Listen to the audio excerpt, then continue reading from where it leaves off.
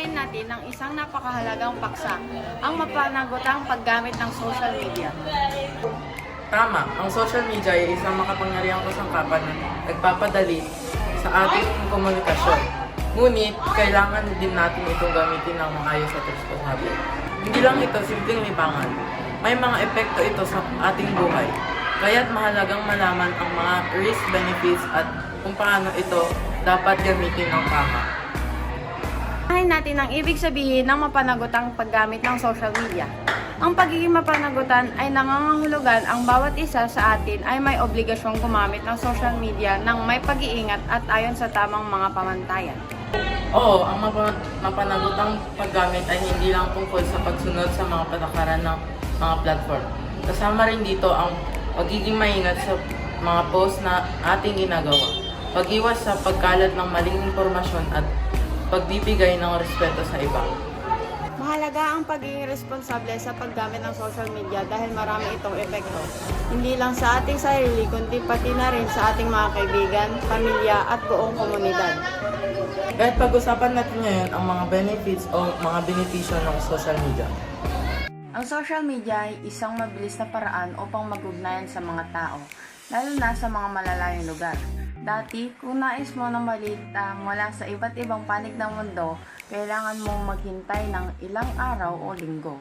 Ngayon, isang click lang at meron na tayong impormasyon. Ito, nakakatulong din ang social media sa pagpapalaganap ng mga makatarungan at malagang causes.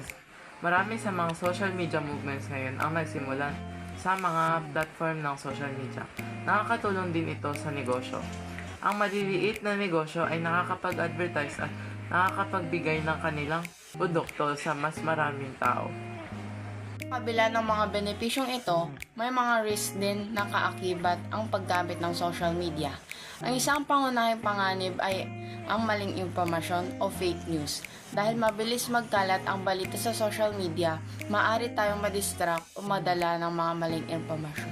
Panganib ay ang cyberbullying. Maraming tao, lalo na ang mga kabataan, ang nagiging biktima ng pang-aabuso at panlalait online. Dahil hindi nakikita ang mga mukha ng tao sa social media, minsan ay nawawala ang empathy o malasakit. At may mga taong nagiging malupit at hindi maingat sa kanilang mga salita. Sobrang paggamit ng social media ay maaaring magdulot ng stress at depression. Madalas tayong magkumpara ng ating sarili sa iba na nagdudulot ng mababang tingin sa sarili. Tayo at maglaan ng oras sa mga mahalaga sa buhay. Dapat balansehin ang paggamit ng social media upang mapanatili ang ating kalusugan. Paano nga ba magagamit ng tama ang social media? Ano nga ba ang dapat tandaan? Responsable sa mga post. Bago mag-upload, isipin kung makakabuti ito sa iba at kung nire-respeto ang privacy nila. Tama! Hindi lahat ng naiisip o nararamdaman ay kailangang i-post. Isipin ang epekto nito sa mga iba.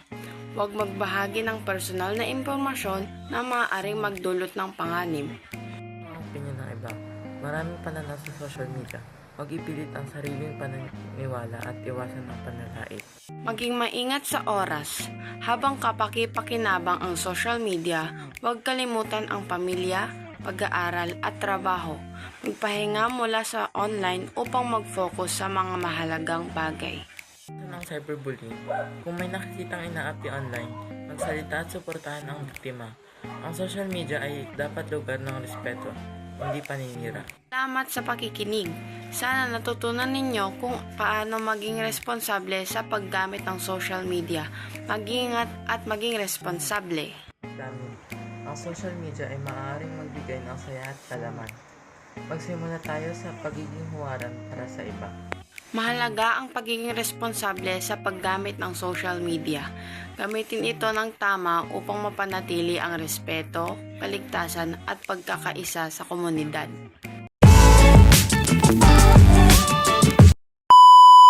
Kaya't pag-usapan natin Halagang paksa ang maparalala.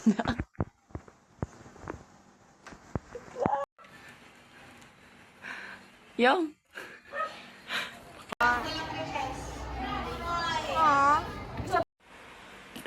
Go. Wait lang. panganib ay ang cyberbullying. Maraming tao, lalo na ang kabataan, ang nagiging biktima